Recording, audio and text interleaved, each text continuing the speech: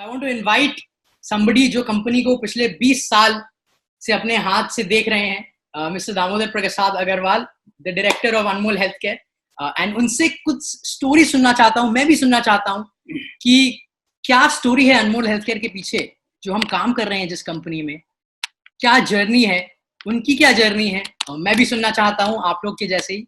So let's give a big round of applause and welcome the director mister Damodar Prasad Agarwal. Army Anmol, good morning to all the soldiers. आज मुझे आप सबसे बात करके बड़ी खुशी हो रही है और मैं ये जो अनमोल हेल्थ केयर की जर्नी है उसमें आप लोगों को अपने साथ चल के थोड़ी देर चलूँगा। ये कंपनी 1990 में स्टार्ट हुई थी। इसको अपना हमारे श्री बैजनाथ चौधरी जो अनमोल बिस्किट के फाउंडर हैं उन्होंने स्टार्ट किया था और ये 1998 तक इसने मोटा मोटी अच्छा परफॉर्मेंस कर रहा था और ये एज अ रिफाइनरी चल रही थी।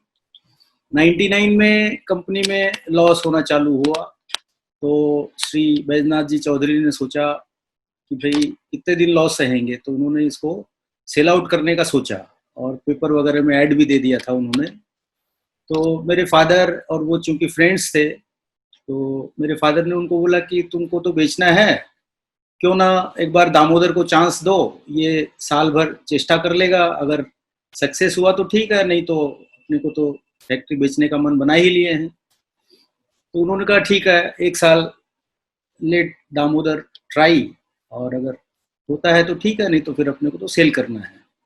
तो मैंने 2000 में इस कंपनी को अपने चार्ज में लिया और लकीली मेरे को जो टीम मिली बहुत एफिशिएंट एबल टीम थी और हम लोगों ने रात दिन मेहनत करके और इस कंपनी को एक साल में ही लॉस से प्रॉफिट में लाए। और उसके बाद हम लोगों ने उस टाइम में मेनली रिफाइनरी B2B बिजनेस था और उसके साथ FMCG में मेनली कोकोनट ऑयल चलता था उस टाइम में, जो कि 2-2.5 हज़ार कार्टून की पर महीने की सेल थी। तो हम लोगों ने सोचा कि क्यों ना इसको एक्सपेंशन किया जाए और हम लोगों ने आयुर्वेदिक लाइसेंस निकाल के और इसको पैन इंडिया करने का सोचा।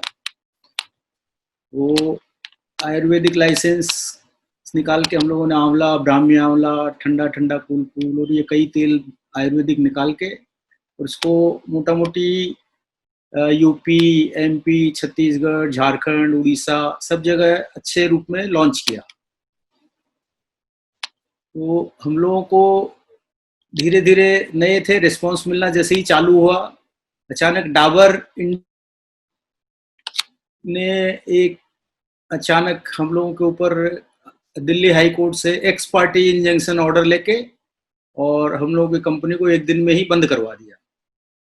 जनरली इंजंक्शन के पहले सामने वाले पार्टी को एक बार अपॉर्चुनिटी दी जाती है कोर्ट में सुनने की, लेकिन दुर्भाग्यवश हम लोगों को वो अपॉर्चुनिटी मिली नहीं और एक्स पार्टी ऑर्डर बना के ही कोर्ट ने हम लोगों को भेज दिया कि आप ये प्रोडक्ट तुरंत इमीडिएट इफेक्ट से बंद कीजिए और सारा माल बाजार से वापस लीजिए।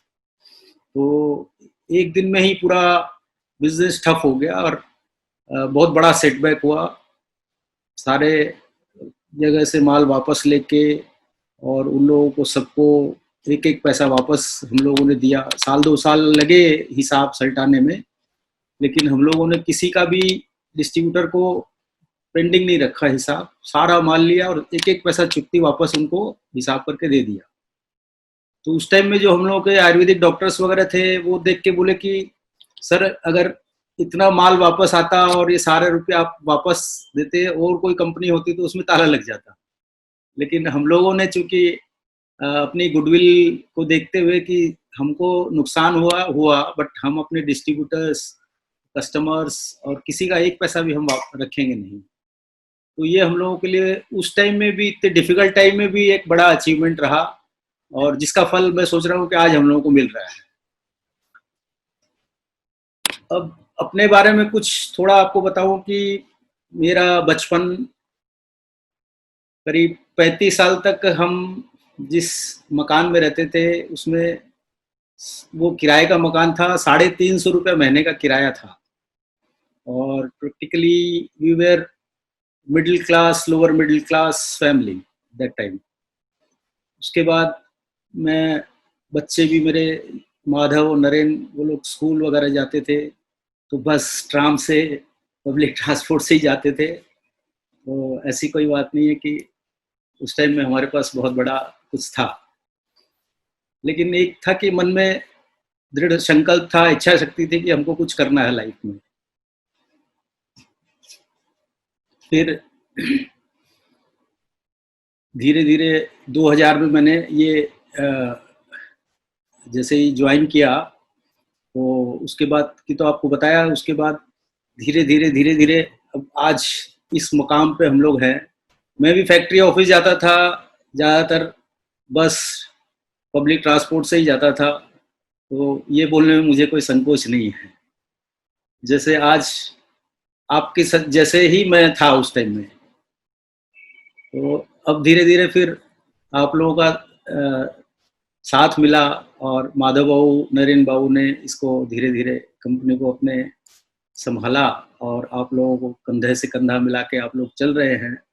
ये देख के मुझे बड़ा अच्छा लग रहा है और मुझे पक्का विश्वास है कि आज से 10 साल के अंदर ये कंपनी अनमोल हेल्थ केयर इंडिया की टॉप 10 कंपनीज में भी शामिल हो जाए, ऐसा मेरा विश्वास और शुभकामना और आशीर्वाद है।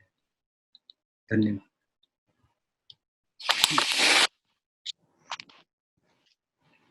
मैं सोचा टीम की आप लोग को ये स्टोरी सुनना भी अच्छा लगेगा। मुझे भी बहुत कुछ जानने को मिला, बट बहुत कुछ मेरे को पता था जो हो सकता है आप लोगों को नहीं समझ आता कि हम लोग वाकई जहाँ बॉर्न हुए थे 350 रुपए भाड़े का घर था।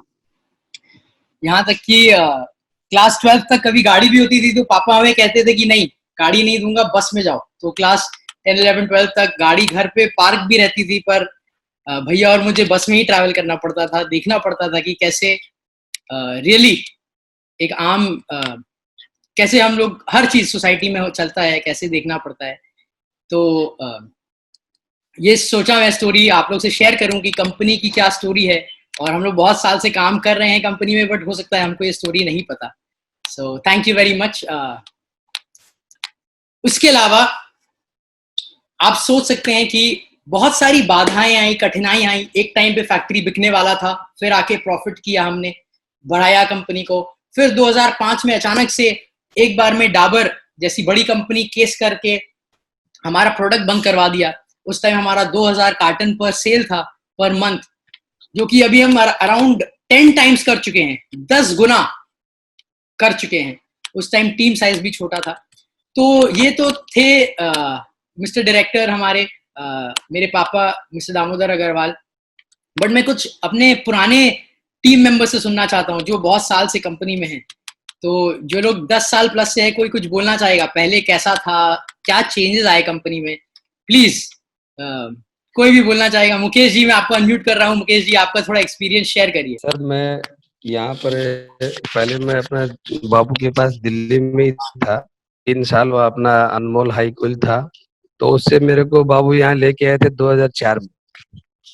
तो 2004 में जब मैं आया था, मैं सुपरवाइजर का पोस्ट पे मेरे को यहाँ रखा गया था। और जब मैं यहाँ आया था तो सर मतलब हम लोग का रिफाइनरी चलता था, और सर जो बोले कि कोकोनट ही चलता था, और ये आयुर्वेदिक का भी प्रोडक्ट चालू हुआ था सर। तो हम लोग का सर वही 2-2.5 हजार कार्टून ही बिक रहा था। तो धीरे धीरे सर हम लोग पहले पानी के अंदर से मतलब पानी भर जाता था, तिरपाल से हम लोग गाड़ी लोडिंग करते थे। बहुत कठिनाई आई सर, तो बहुत तरह की परेशानी भी झेलनी पड़ी। आज जो हम लोग इस जगह पे आए हैं, पूरा दामोदर बाबू का पूरा वो है। हम लोग भी पूरा अपना मतलब कोशिश किए और पूरा तन मन से काम किए सर, और इस जगह पे हम लोग पहुंचे। बहुत अच्छा लग रहा है सर। तो बहुत मेहनत किए, बाबू लोग का पूरा साथ था sir. Great, thank you Mukesh ji. Company কোনোদিন কোনো ডিস্ট্রিবিউটরের কোনো পয়সা কেউ বলতে পারবে না বাকি রেখেছে বা কোনো ডিউ ইয়ে হয়েছে। আমরা পরিষ্কারভাবে স্যার বলতেন আমাকে হিসাব করে দিতে, আমি এবং প্রত্যেকটা কাস্টমার বা যে সাপ্লায়ার আছে বা আমাদের ডিস্ট্রিবিউটররা ওনাদের টাইমে আমরা পেমেন্টও করেছি এবং আমাদের প্রত্যেকটা স্টাফেরও স্যালারি প্রত্যেকটা টাইমে আমরা পেয়েছি। এবং কোম্পানির গ্রোথের ব্যাপারে স্যার যেভাবে মানে ছোট থেকে আজ 2000 কার্টুন সেল থেকে আজ এইভাবে তুলে নিয়ে গেছেন আগাগোড়া, এবং আমরা চেষ্টা করেছি স্যারের সঙ্গে সাপোর্ট দেবে এবং স্যারও আমাদেরকে যথেষ্টভাবে কাজ করতে অনুপ্রাণিত করেছেন। সেইভাবেই স্যার আজকে আমরা তারপরে আমরা মাধববাবু আপনি এসেছেন, এসে আমরা সেইভাবে এখনো পর্যন্ত কোম্পানির যেটা আমাদের অ্যাম্বিশন আছে, যে স্যার যেটা বললেন যে ইন্ডিয়ার 10টা কোম্পানির মধ্যে আমরা আগামী 10 বছরের মধ্যে চলে যাব, এই আশা করি এবং সেইভাবেই আমরা চেষ্টা করছি যে আমরা পুরো সাপোর্ট দিয়ে কিভাবে কোম্পানি আগে বাড়াতে পারি, এটাই আমাদের স্যার চেষ্টা থাকবে। আমি স্যার এই আনমোল হেলথ কেয়ারে আপনাকে 2004-এ সুপারভাইজার পোস্টে স্যার আমি জয়েন করি। তখন আপনাকে ফ্যাক্টরি অনেক ছোট ছিল। আপনাকে হেয়ার অয়েল, আপনাকে কোকোনাট অয়েল হয়তো 2-2.5 হাজার কার্টুন বিক্রি হতো। আর রিফাইনিং প্ল্যান্টটাও আপনাকে মাসে হয়তো 5 দিন 7 দিন আপনাকে চলতো। তো ওই টাইমে বাবু আমাকে একদিন বললো যে নীলু, তোমাকে এই রিফাইনারি প্ল্যান্ট চালাতে হবে আর এটা তোমাকেই দায়িত্ব নিতে হবে। তো আমি বললাম স্যার আমি কি পারবো? তো বাবু বললো যে না, কেন পারবে না, আমি তো আছি তোমার পিছনে। তো তারপর থেকে স্যার বাবু আমাকে আপনাকে রিফাইনারি প্ল্যান্টে আপনাকে চালানোর দায়িত্ব দিল। তো আমি স্যার আপনাকে আস্তে আস্তে আমি চেষ্টা করেছি যে যাতে কোনো রকমে আপনাকে কোনো কোম্পানি কোনো লোকসান না হয়ে যায় আমার থেকে। তো সেটা আমি স্যার আপ্রাণ চেষ্টা করেছি, বাবু সেটা জানে। তো আপনাকে তারপরে আপনাকে আস্তে আস্তে আপনাকে আপনাকে কোম্পানিকে আপনাকে যে তেল দিয়ে বাইরে থেকে আসতো সেটাও স্যার আমি আপনাকে টেস্টিং গুলো আমি করতাম। তো বাবু আমার উপর স্যার ভরসা করতো। তো আমি স্যার আপনাকে যাতে কোনো রকম আপনাকে লোকসান না হয় সেটা স্যার আপ্রাণ চেষ্টা করেছি। তারপর স্যার আমরা যখন আপনাকে গাড়ি লোডিং করতাম তখন তো আপনাকে কোনো শেড ছিল না। তো আপনাকে কোনো বৃষ্টি হলে আপনাকে হেয়ার অয়েলের ভেতরে 1 হাঁটু জল হয়ে যেত। কোনদিন রাত্রিতে স্যার আমি মুকেশজি সবাই আপনাকে সিকিউরিটিকে নিয়ে আপনাকে কার্টুন গুলোকে স্যার বাঁচানোর চেষ্টা করেছি, অনেক বাঁচিয়েছিল। তো আপনাকে তারপরে আপনাকে এইভাবেই স্যার আপনাকে চলতে থাকে। তখন বাবু বলতো যে সেট করতে গেলে প্রচুর অনেক টাকা খরচা, তো আপনাকে এটা দেখো তোমরা কিভাবে কি করলে হয় সেটা সেইভাবেই করো। তো আমরা স্যার বাবুর কথা মতো আমরা স্যার আপনাকে ওইভাবেই এগিয়ে চলেছি। তো বাবু আজকে যেভাবে স্যার আপনাকে বললো যে আপনাকে 10টা কোম্পানির মধ্যে আপনাকে আনমোল হেলথ কেয়ার যেন থাকে, তো সেই রকম স্যার আমরাও চেষ্টা করছি, আমরা আপ্রাণ চেষ্টা করব কোম্পানিকে নিয়ে যে আপনাকে যাতে আপনাকে 10টা কোম্পানির মধ্যে আপনাকে 1 নম্বরে যাতে যায় সেটা আমরা চেষ্টা করব। এইগুলো স্যার আমি শেষ করছি। मैं ऑफिस असिस्टेंट में आए थे, तो इतना दूर का सफर में अभी मैं फाइनेंस संभाल रहा हूँ। पूरा तो फाइनेंस हाँ, फाइनेंस संभाल रहा हूँ। बहुत डेवलप होते देखा है कंपनी को। मेरा जर्नी अच्छा था, तो कैसे शुरू में कैसा था, हम लोग भी लॉस भी खाए थे। बाबू कैसा संभाला है, बाबू का सपोर्ट मिला है, सब स्टाफ को ही सपोर्ट दिया है बाबू कुछ ना कुछ करने का। तो हम बाबू का सपोर्ट मिला, हम लोग भी बढ़े, कंपनी भी बढ़े, आगे भी बढ़ता जाएंगे। बाबू जैसे बोला 10 नंबर में लिस्ट में रहने के, तो हम लोग सभी ट्राई कर रहे हैं, कुछ ना कुछ होगा सर। लिस्ट में तो रहेंगे ही, 10 तक नहीं, 1 से 10 के भीतर में रहेंगे ही, लेकिन रहेंगे सर। इतना सबका इतना सपोर्ट मिल रहा है, जरूर कुछ ना कुछ अच्छा ही স্যার होगा। আমি যখন 1997-এ ঢুকেছিলাম তারপরে তো তখন সেইভাবে স্যার কোন রকম চলতো, মানে ফ্যাক্টরিতে 1000, 1500, 2000 কারণ কোন রকম স্যার যেত। তো স্যার আসার পরেতে অনেক মানে যখন অ্যাবডস মানে আমাদের হিন্দুস্তান লিভারের কিছু মাল স্যারই শুরু করলো ওই জায়গায় যাবার জন্য। তা ওইখানে মাল স্যার পাঠাতে শুরু করলো। প্ল্যান্টও স্যার অনেক মানে গাড়ি অনেকগুলো রিফাইন করে ওই জায়গাতে স্যার পাঠাতে শুরু করলো। তারপর স্যার যেদিনকে কেআর এন্টারপ্রাইজ থেকে মাল রিটার্ন এলো সেদিন আমাদের স্যার ফ্যাক্টরিতে স্যার পয়সা নিয়ে এসছে আমাদের বোনাস দেবার জন্য। মানে পুরো 3 গাড়ি মাল রিটার্ন এসছে কেআর এন্টারপ্রাইজ থেকে, সেই দিনকে স্যার নিয়ে এসছে পয়সা পুরো আমাদের বোনাস দেওয়ার জন্য। স্যার আমাদের জন্য অনেক যা করেছে ফ্যাক্টরিতে, বা মানে এরকম আমি আজও পর্যন্ত স্যার এরকম পাই না, যে যতগুলো আমি ফ্যাক্টরিতে গেছি ঘুরেছি মানে আমাদের স্যার সত্যি দামোদরবাবুর মতো এরকম মালিক আমি আজও পর্যন্ত আমার চোখে পড়েনি স্যার। চেষ্টা করবো স্যার সারা জীবন যদি এই কোম্পানিতে কাজ করার। আর আপনারাও স্যার আপনি চেষ্টা করছেন, মাধববাবুও চেষ্টা করছেন, ফ্যাক্টরিটাকে 1 থেকে 10-এর মধ্যে স্যার এইভাবেই চলুক, মানে 1 থেকে 10-এর মধ্যে আসে। আমরাও সবাই মিলে আছি স্যার, আমরাও আমাদের আপনাদের আশীর্বাদে ফ্যাক্টরিটা এইভাবে করুক স্যার। सब लोग वरुण दा हेलो। बहुत जोर ताली, सबसे हमारे ओल्डेस्ट एम्प्लॉय है 1997 से, तो वरुण दा के लिए बहुत जोर ताली। थैंक यू वरुण दा, thank you. Anmol health care और मुझ में एक कॉमन चीज है, अनमोल हेल्थ केयर को मैं अपने जुड़वा भाई की तरह मानता हूँ। मैं भी 90 बॉर्न हूँ, अनमोल हेल्थ केयर भी 90 बॉर्न। सो मैं अपनी जर्नी आपसे शेयर करना चाहता हूँ लास्ट 6 इयर्स की। मेरे को 6 साल हुए हैं अनमोल हेल्थ केयर को ज्वाइन किए, एंड हर साल हम ग्रो किए हैं। हर साल जब ग्रो करते हैं तो पता नहीं चलता, बट अब मैं जब 6 साल पहले देखता हूँ तो when we started 6 years ago, हम लोग एक बंगाल की ऑयल कंपनी थे। आज हम एक ईस्ट इंडिया की एफएमसीजी कंपनी है, और ये मैं आपको दावे के साथ बोल सकता हूँ कि आप सबके साथ और ये टीम को और बढ़ाते हुए हम with in the next 10 years we will become India's FMCG company, and we'll also become a global FMCG company, not only India, not only restricted to India.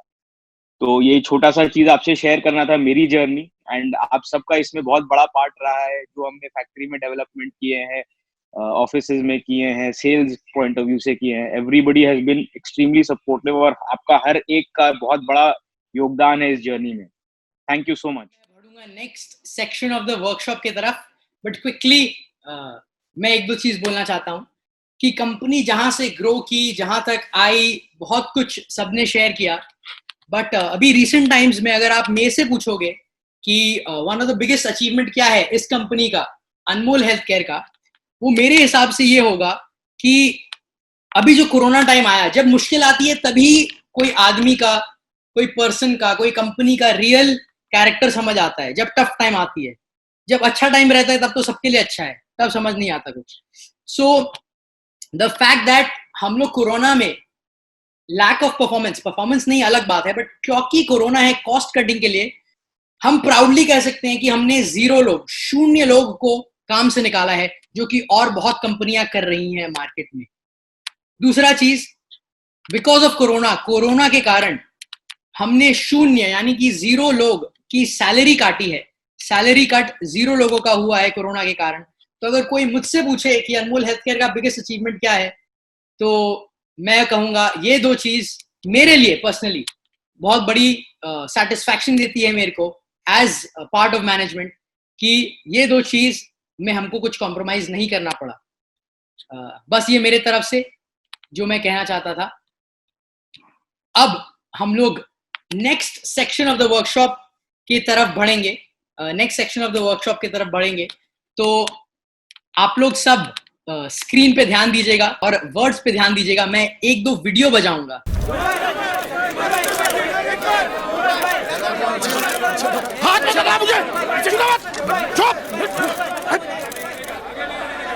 Taxi चलाता हूं मैं, वडाला से चर्च गेट। मेरे पास शक्ति की शेयर है, उस अपनी 3 बेटियों की शादी की है मैंने। बस यही बोलना था, आपको धन्यवाद देना था। आप डरना मत, मैं साथ हूं आप।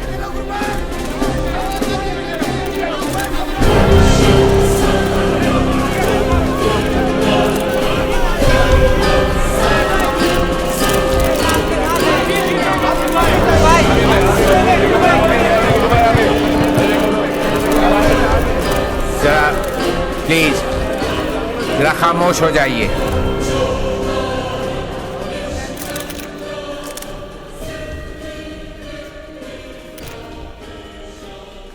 इस कमीशन ने शक्ति कॉरपोरेशन के खिलाफ और सफाई में सारी दलीलें सुनी हैं। कमीशन की रिपोर्ट और रिकमेंडेशंस लंच सेशन के बाद सुनाएंगे।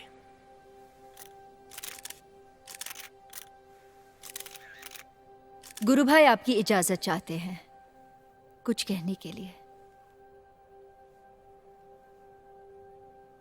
कल मौका दिया था, वो तो नमस्ते करके चले गए। हमें कहा गया था आपकी आवाज बहुत कमजोर है। मैं बनिया हूं साहब, सब कुछ बहुत संभल के खर्च करता हूं। आज के लिए आवाज बचा के रखी थी।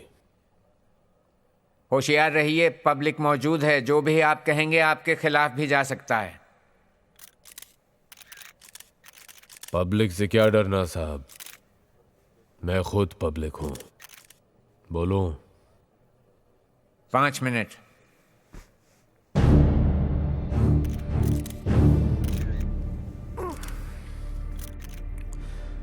खड़ा हो जाऊं या इसके लिए भी लाइसेंस चाहिए?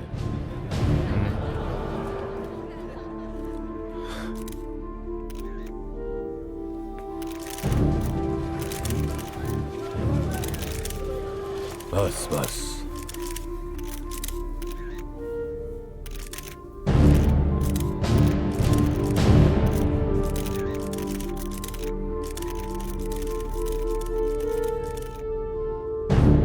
आप कहते हैं मैं कानून के खिलाफ हूं। 40 साल पहले एक और आदमी था जो कानून के खिलाफ था। आज हम उस आदमी को बापू कहते हैं। उनके वक्त में गुलामी कानून था, उन्होंने एक नया कानून बनाया हमारी आजादी का। मैं बापू नहीं हूं, मैं बस अपना धंधा करना जानता हूं, मेहनत जानता हूं, गरीबी जानता हूं।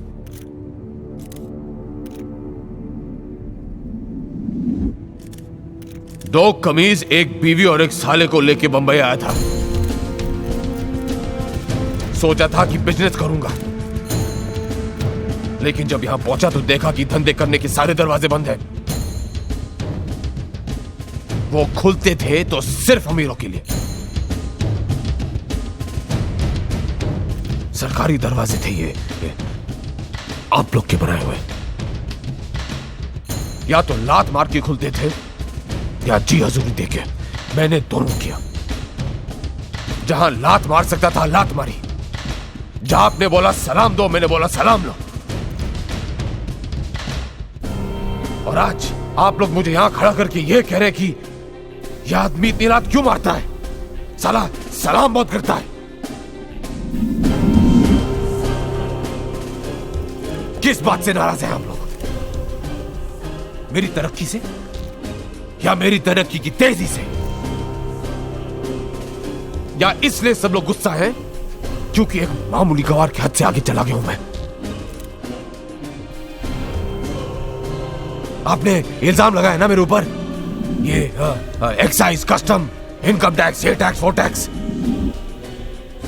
जब धंधा पहले शुरू किया था तो इन सब शब्दों का मतलब नहीं जानता था मैं। कई बार गिरा हूं, तब जाके सीखा हूं।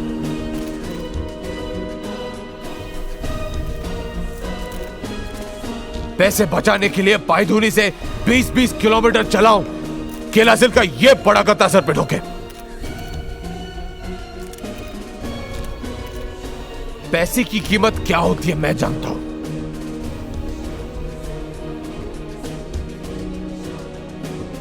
अगर पैसा बन सकता था तो मैंने बनाया है, लेकिन सिर्फ अपने लिए नहीं, अपने 30 लाख शेयर होल्डर के लिए भी।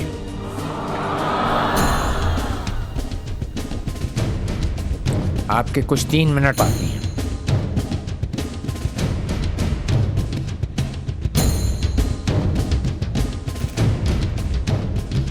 मेरे को ये गोल्फ खेलना नहीं आता, ये घोड़े की रेस भी नहीं खेलता हूं, लेकिन अपने धंधे का मजबूत खिलाड़ी हूं मैं। पॉलिएस्टर बनाना जानता हूं, फाइबर, केमिकल, वो भी A1 क्वालिटी का, सबसे सस्ते दाम में। ये है मेरी गलती, इसके लिए माफी मांगू आपसे।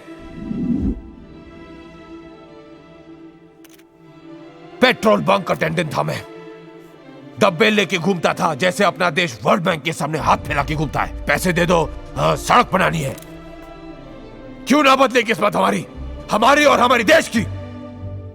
आप चाहते हैं कि मैं हमेशा पेट्रोल पंप अटेंडेंट रहूं और हमारा देश हमेशा हाथ फैलाए घूमते रहे? क्यों ना हम ऊपर तक पहुंच सकते हैं? हमें तीसरी दुनिया क्यों बुलाया जाता है? हमें भी उतना ही हक है पहली दुनिया बनने का, और हम बन सकते हैं। हम वहां पहुंच सकते हैं, वो ऊपर टॉप तक। यहां तक पहुंचते पहुंचते बहुत कुछ खोया मैंने। ये हाथ खोया है, लटका रहता है साला।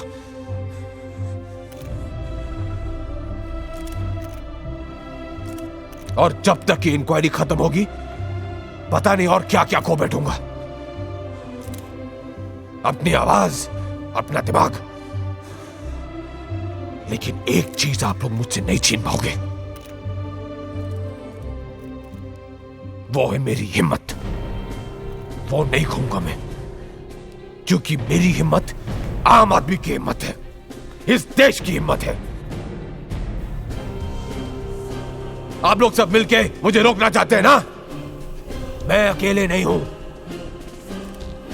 मेरे साथ पूरा देश बढ़ रहा है, और देश को रोकने की ताकत आप में नहीं है, और ना ही आपके कानून में। जो दरवाजे आप बंद करके रखना चाहते हैं वो खुल रहे हैं। टांग अड़ा दी हमने उसमें, और हमारी टांग बहुत मजबूत है। अरे इस देश की तरह की भी कौन सी इंक्वायरी बिठाएंगे आप? और हमें कौन सी इंक्वायरी रोक पाएगी, बताइए?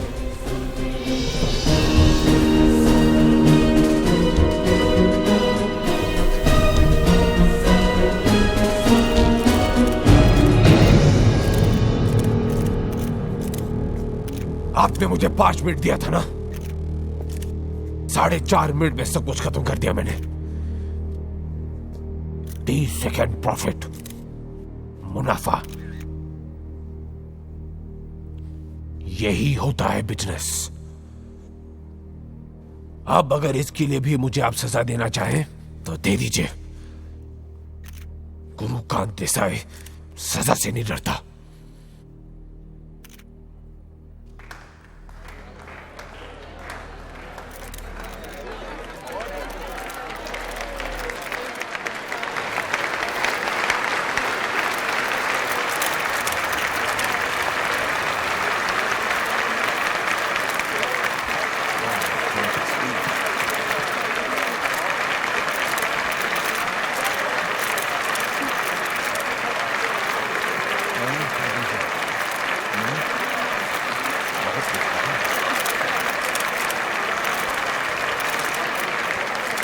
क्या लगता है आपको, जीनियस है या ठग? मुझे तो लगता है दोनों। अब जो भी हो, उसको फांसी पे तो नहीं चढ़ा सकते। शक्ति कॉरपोरेशन पे लगाए 29 आरोपों में से 2 सही साबित हुए हैं। लिहाजा शक्ति कॉरपोरेशन पे 63,96,000 रुपए का जुर्माना किया जाता है, और बाकी आरोप खारिज।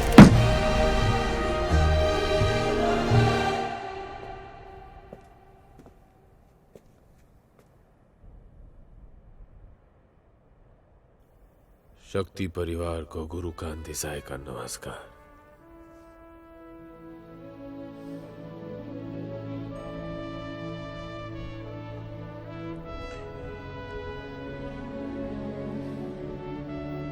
सपने मत देखो,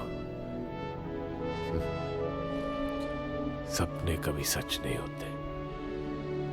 मेरा बापू कहता था, लेकिन मैंने सपना देखा, हमने सपना देखा। हिंदुस्तान की सबसे बड़ी कंपनी बनने का सपना। तो क्या अपना सपना पूरा हुआ?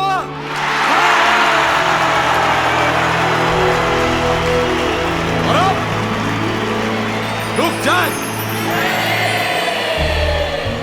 या देखें एक और सपना। बनना चाहते हो दुनिया की सबसे बड़ी company,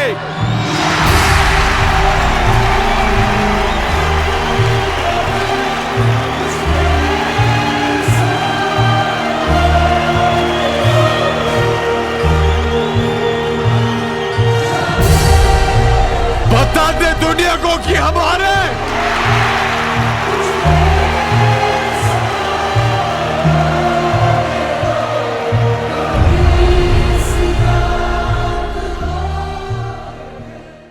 man Dhirubhai Ambani,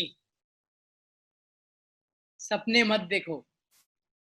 practical लोग यही कहते हैं, जो बहुत लॉजिकल होते हैं ना, नहीं नहीं नहीं, सपने देख के फायदा नहीं है। और एक वीडियो आपसे शेयर करना चाहता हूँ, तो ये वीडियो है एक बहुत यूनिक आदमी की, शायद आप लोग ने ये स्टोरी पहले कभी सुना नहीं होगा, उतना कॉमन स्टोरी नहीं है, तो ये वीडियो देखते हैं हम।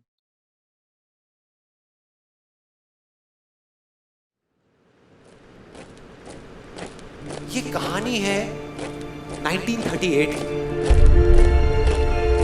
कैरली नाम के एक आदमी की, हंगेरियन आर्मी में, और वो उस कंट्री का बेस्ट पिस्टल शूटर था।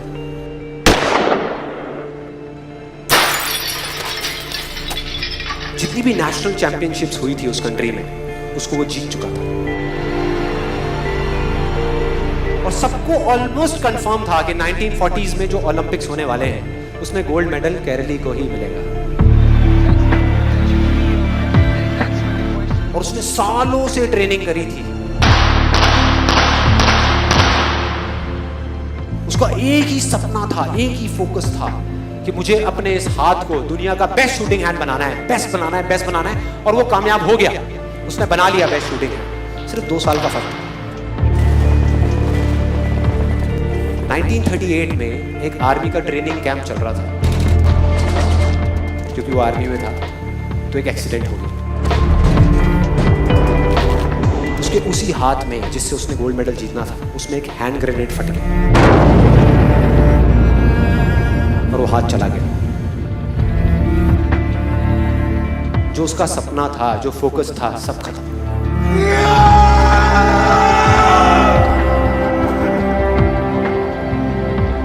उसके पास 2 रास्ते थे। एक तो ये कि वो बाकी की पूरी जिंदगी रोता रहे और कहीं जा करके छुप जाए, या अपना जो गोल था जिस पे उसने फोकस किया हुआ था उसको पकड़ करके रखे। तो उसने फोकस किया उस पे नहीं जो चला गया था, जो उसके पास नहीं था। उसने फोकस किया उस पे जो उसके पास था।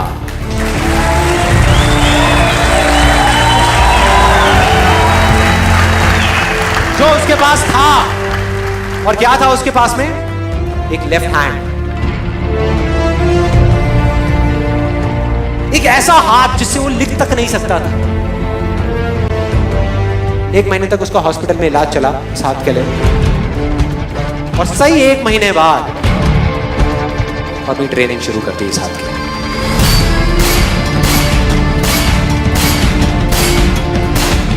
ट्रेनिंग के 1 साल बाद, मतलब कि 1939 में वो वापस आया। नेशनल चैंपियनशिप्स हो रही थी वहीं पे हंगरी में, और बाकी भी बहुत सारे पिस्टल शूटर्स थे वहां पे। उन्होंने जा करके उसको कंग्रेचुलेट किया, कहा कि यार देखो, ये होता है जज्बा, ये होती है स्पोर्ट्समैन स्पिरिट, कि इतना सब कुछ होने के बाद भी तुम यहां पर आए हो हमको देखने के लिए और हमारा हौसला बढ़ाने के लिए। किसी को नहीं पता था कि वो 1 साल से अपनी ट्रेनिंग कर रहा था लेफ्ट हैंड की, और उसने जवाब दिया, मैं यहां पर तुम्हारा हौसला बढ़ाने नहीं आया, तुम्हारे साथ कॉम्पीट करने आया हूं, तुमसे लड़ने आया हूं, तैयार हो जाओ। और कंपटीशन हुआ। बाकी सब वहां पर जितने भी लोग थे वो कॉम्पीट कर रहे थे अपने बेस्ट हैंड से, ये कॉम्पीट कर रहा था अपने ओनली हैंड से, ओनली हैंड से। कौन जीता? The man with the only hand, Karoly जीत गया। लेकिन वो वो यहां नहीं रुका। उसका गोल क्लियर था कि मुझे इस हाथ को इस कंट्री का नहीं, इस पूरी दुनिया का बेस्ट शूटिंग हैंड बनाना है। उसने अपना सारा फोकस उठा करके डाला 1940 पे, जब ओलंपिक्स होने वाले थे। लेकिन 1940s के ओलंपिक्स कैंसिल हो गए वर्ल्ड वॉर की वजह से।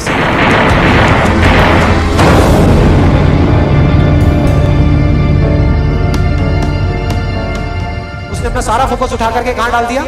1944 में जो ओलंपिक्स होने वाले थे उसके ऊपर। और 1944 में जो ओलंपिक्स होने वाले थे वो भी कैंसिल हो गए वर्ल्ड वॉर की वजह से। फिर से कैंसिल।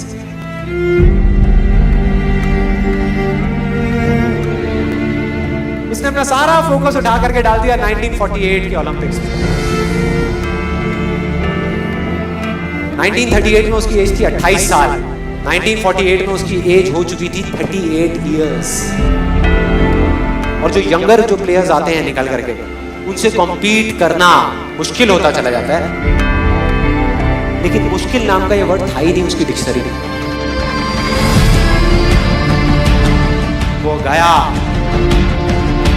पूरे वर्ल्ड के बेस्ट शूटर्स आए हुए थे जो अपने बेस्ट हैंड से कॉम्पीट कर रहे थे, और ये अपने ओनली हैंड से कॉम्पीट कर रहा था। और कौन जीता? The man with the only hand.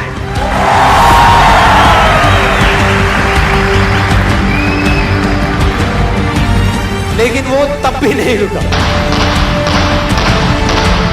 1952 Olympics, दोबारा कॉम्पीट किया उसने, और इस बार गोल्ड मेडल कौन जीता? गैरल ली। 4 साल बाद दोबारा से, और पूरी की पूरी हिस्ट्री को बदल करके रख दिया ओलंपिक्स में। इस पर्टिकुलर कंपटीशन में उससे पहले किसी भी एथलीट ने लगातार 2 गोल्ड मेडल्स नहीं जीते।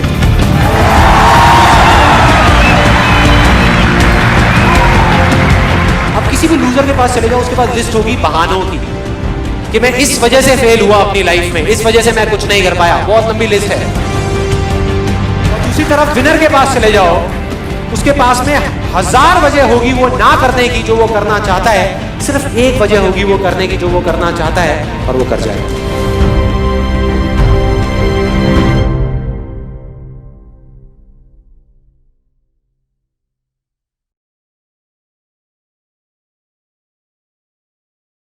अब टाइम है वर्कशॉप में कुछ करने का। बातें बहुत हो गई। अपना डायरी एंड पेन रेडी रखिए आप लोग सब। डायरी एंड पेन आप सबका रेडी हो। मैं कुछ आपसे क्वेश्चंस पूछूंगा। अगर कैलकुलेटर है आपके पास तो और भी अच्छा है। बिकॉज मैं भी आप लोग सबसे कुछ करवाऊंगा।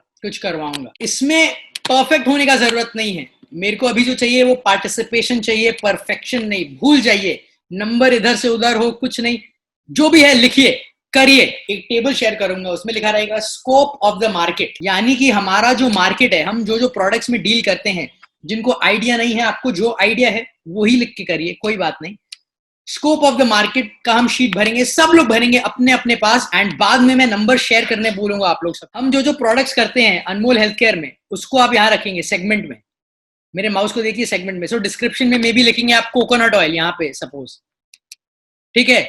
उसके बाद यहाँ पे अगर हम सैनिटाइजर करते हैं तो आप में भी सैनिटाइजर लिख सकते हैं। यहाँ पे टॉयलेट क्लीनर्स करते हैं वो लिख सकते हैं, डिश वॉश वो लिख सकते हैं। अलग अलग जो सेगमेंट है, यानी कि अलग अलग टाइप का प्रोडक्ट लिख सकते हैं आप लोग। यहाँ लिख सकते हैं 1 में कोकोनट। डायरी में बना लीजिए, प्रिंट आउट का कोई जरूरत नहीं है। डायरी में ऐसा ही बना लीजिए क्या क्या कैटेगरी है प्रोडक्ट का। उसके बाद टोटल नंबर ऑफ प्रोस्पेक्ट्स, यानी कि कितने लोग ये सारे माल खरीदते हैं एक घर में। सपोज एक घर में कितने लोग नारियल तेल खरीदते हैं, कितने लोग बर्तन धोने का साबुन खरीदते हैं, कितने लोग टॉयलेट क्लीनर खरीदते हैं। नंबर ऑफ प्रोस्पेक्ट्स, कितने लोग, नंबर ऑफ फैमिलीज आप बोल सकते हैं एक तरीके से। एवरेज रुपीज सेल पर क्लाइंट। तो सपोज हम लेते हैं कोकोनट ऑयल। पूरे इंडिया में कितने लोग नारियल तेल खरीदते हैं, मोटा मोटी आप लिख सकते हैं। ठीक है, नंबर ऑफ प्रोस्पेक्ट्स में। उसके बाद एवरेज रुपीस पर क्लाइंट, यानी कि एक आदमी जो नारियल तेल खरीदता है वो साल भर में कितने रुपए खर्च करता है नारियल तेल में। तो फॉर एग्जाम्पल आप बोल रहे हैं कि पूरे इंडिया में, मैं एग्जाम्पल दे रहा हूं, 10 करोड़ लोग नारियल तेल खरीदते हैं, 10 करोड़ लोग, तो डिस्क्रिप्शन में क्या रहेगा, कोकोनट ऑयल। टोटल नंबर में रहेगा क्या, 10 करोड़ या 5 करोड़ या 1 करोड़, जो भी आपको लगता है। एवरेज रुपीस पर क्लाइंट, यानी कि वो जो खरीदता है नारियल तेल, वो जो फैमिली नारियल तेल खरीदती है, वो कितना रुपया खर्च करती है नारियल तेल में एक साल में। तो अगर आप बोलोगे कोई नारियल तेल पे में भी महीने भर में 10 रुपए खर्च करता है, तो एक साल में कितने हो गए, 120 रुपए, 120 रुपीज, राइट। अपने हिसाब से आपको जो कोई सही गलत नहीं है, आप लिखिए। टोटल साइज ऑफ सेगमेंट में आप क्या करेंगे, टोटल नंबर ऑफ प्रोस्पेक्ट्स, यानी कि कितने लोग, एवरेज रुपीस के साथ आप गुणा कर देंगे, मल्टीप्लाई कर देंगे, तो आपको क्या मिलेगा, टोटल सेगमेंट। तो फॉर एग्जांपल मैं वापस समझा दूं आपको, डिस्क्रिप्शन में क्या रहेगा, नारियल तेल, कोकोनट ऑयल, हमने कहा 1 करोड़ लोग खरीदते हैं और करीब 1 करोड़ में से एवरेज में लोग मोटा मोटी 120 रुपया खर्च करते हैं नारियल तेल में साल भर में। तो टोटल सेगमेंट कितना हुआ, 1 करोड़ इंटू 120 रुपए, कितना हो गया, 120 करोड़, 120 करोड़। परफेक्ट भूल जाइए, जो समझ में आ रहा है लिखिए, कोई बात नहीं, जो समझ आ रहा है लिखिए, परफेक्ट भूल जाइए, गूगल करना छोड़िए, जो आपके दिमाग में आ रहा है लिखिए। एवरेज, मोटा मोटी, उदाहरण क्या क्या है डिस्क्रिप्शन में, coconut oil, toilet cleaning, kitchen care, जो हमारा ईस्टको ब्रांड है जिसमें हम किचन केयर क्लीनिंग प्रोडक्ट बनाते हैं, हेयर ऑयल, जो भी आपके हिसाब से है मोटा मोटी लिखिए। मैं यहां चाहता हूं ये जो टोटल नंबर आप देख रहे हैं यहाँ पे टोटल, यहां मैं चाहता हूं वो कितना आएगा, कितना करोड़ आ रहा है, कितना करोड़। ये जो ब्लू बॉक्स है टोटल, आप देख पा रहे हैं मेरे माउस कहाँ मंडरा रहा है, ये फिगर मैं चाहता हूं। तो जब आप सारे को मल्टीप्लाई करेंगे, यहाँ फिगर्स आएंगे, फिर यहाँ पे मेरे को टोटल चाहिए आपका, क्या टोटल है, टोटल साइज ऑफ सेगमेंट क्या है। सो करना चालू करते हैं। मैं आप सबको करीब 5 मिनट्स देता हूं, परफेक्शन छोड़िए, लिखना चालू, लिखिए लिखिए लिखिए लिखिए, सोचिए मत, ज्यादा सोचेंगे तो दिमाग फ्रीज हो जाएगा, हमको अभी दिमाग फ्रीज नहीं करना। लिखिए, जो समझ आ रहा है लिखिए, कोई सही गलत नहीं है। कोकोनट ऑयल आपके हिसाब से क्या है, कौन कितना सेल करता है। खाने का तेल, एडिबल ऑयल एक कैटेगरी हो सकता है, डिश वॉश एक कैटेगरी हो सकता है, होम क्लीनिंग प्रोडक्ट्स यानी कि डेक्सिक, जो टॉयलेट क्लीनिंग, फिनाइल हम जो बना रहे हैं, वो सारा एक कैटेगरी हो सकता है। अगर आप कोई सेगमेंट मिस कर चुके हैं वो भी लिखिए, सिर्फ कोकोनट ऑयल नहीं, एडिबल ऑयल, खाने का तेल, टॉयलेट क्लीनर, किचन केयर, सब सारा जो हम देते हैं, जो ऑफर करते हैं, मोटा मोटी it should be a huge number, बहुत बड़ा नंबर होना चाहिए। अगर आपको नंबर देख के लग रहा है ये तो गलत है, मतलब आप सही कर रहे हो। अगर आपको नंबर देख के लग रहा है बाबा इतना बड़ा नंबर ये तो गलत है, तब मतलब आप सही कर रहे हो।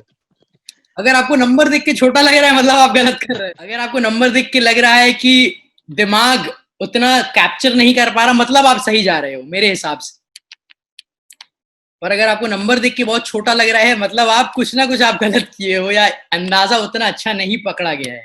जस्ट मैं आपको एक अंदाजन दे दूं कि ये सारे सेगमेंट में एक कंपनी है हिंदुस्तान यूनिलीवर, उसी का टर्नओवर है 35,000 करोड़, आईटीसी का करीब 15,000 करोड़ है शायद, अगर मैं गलत ना हूं तो।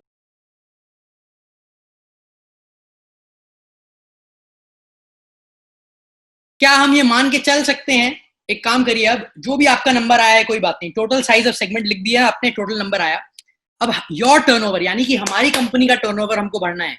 हमारी कंपनी का टर्नओवर अभी मोटा मोटी 35 करोड़ पर ईयर है। मोटा मोटी कितना है, 35 करोड़ पर ईयर। ओके, तो मार्केट शेयर यानी क्या होता है, मार्केट शेयर यानी कि अगर इतना मार्केट है उसमें से हमारा कितना हिस्सा है। अगर मार्केट ऐसा है, अगर इतना गोल है तो उसमें से हमारा क्या हिस्सा है। तो अब आप एक कैलकुलेटर में ये नंबर करिए, ये कैलकुलेशन करिए। कैलकुलेटर में क्या करना है हम लोग को, नंबर 35 करोड़, 35 डिवाइडेड बाय आपका जो नंबर आया है, 1 लाख करोड़, 1.5 लाख करोड़, 7,000 करोड़, जो भी आपका नंबर आया है वो लिखिए, इक्वल टू मारिए कैलकुलेटर में 35 डिवाइडेड बाय आपका जो नंबर आया है 18,000 करोड़, 20,000 करोड़, 1.5 लाख करोड़, 2 लाख करोड़, डिवाइड करिए, जो आंसर आएगा उसको 100 से मल्टीप्लाई करिए, 100 से मल्टीप्लाई करिए, हमको परसेंट मिलेगा कि हम कितना परसेंट मार्केट में हमारा हिस्सा है, हमारा भाग। हमारा turnover 35 divided by 1 lakh crore, 1.5 lakh crore into 100, उसको फिर 100 से मल्टीप्लाई कर दीजिए। तो इससे आपको क्या समझ में आया, ये करके स्कोप ऑफ मार्केट एक्सरसाइज करके आपको क्या समझ में आया? 0.10, 0.01, मतलब अगर मार्केट इतना है उसमें हमारा भाग कितना है? 0.001, 0.02। रैकेट बेनकाइजर आके हमको हार्पिक बेच के जा रहा है, हम इंडियन कंपनी बैठे हैं यहाँ। बाजार खराब है, बाजार बहुत खराब है, खींचू হবে ना, অনেক खराब परिस्थिति। ये कैलकुलेशन इसीलिए है कि हमारा थोड़ा दिमाग खुले। हमारा मार्केट शेयर कितना है? 0.001, मतलब हम हिंदुस्तान का 1% भी नहीं कवर कर पा रहे, हिंदुस्तान का 10 पैसा भी कवर नहीं कर पा रहे, 1 पैसा कवर कर रहे हैं अगर 100 रुपए का मार्केट है। अजीम प्रेम जी एक कोट है जिन्होंने विप्रो बनाया, if people are not laughing at your goals are too small.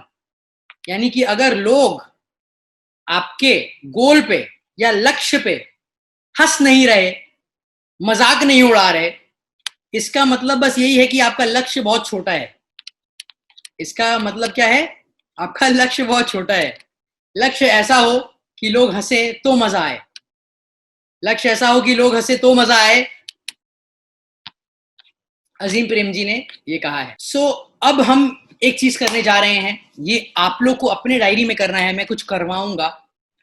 जो main part of the program है उसके तरफ बढ़ रहे हैं हम। मैं स्क्रीन शेयर करूंगा अब और एक शीट के साथ। इसको मैं कहता हूं visioning sheet, team visioning sheet. मैं चाहता हूं ये शीट आप जल्दी अपने पेपर पे उतारो। ये शीट कंपनी गोल, पर्सनल गोल, हम स्टार्ट करेंगे 10 साल से। 10 साल, 8 साल, 6 साल, 4 साल, 2 साल, 3 साल, करंट ईयर, ये साल। वहां पे 3 कॉलम होगी, टोटल रेवेन्यू यानी कि टर्नओवर कंपनी का, आपका डेजिग्नेशन और पर्सनल गोल। पर्सनल गोल का सेक्शन मेरे को लंबा चाहिए, बड़ा चाहिए। पर्सनल गोल यानी कि आपका क्या गोल है, आपकी क्या चाह है, आपका अपने लाइफ में क्या लक्ष्य है, वो भी मैं आज सेट करवाना चाहता हूं। आपके भरोसे नहीं छोड़ूंगा। आपकी लाइफ का गोल भी मैं आज आपसे सेट करवाऊंगा। I am giving you 2-5 minutes, जल्दी से आप ये शीट उतार दीजिए। ये जो भी शीट रहेगा प्राइवेट रहेगा, मैं आपसे मांगूंगा नहीं, ये प्राइवेट रहेगा, आपके पास ही रहेगा, कोई एक दूसरे का शीट नहीं देखेगा। अभी मैं आपको गाइड करूंगा, आपको वैसे भरना है ये टीम विजनिंग शीट।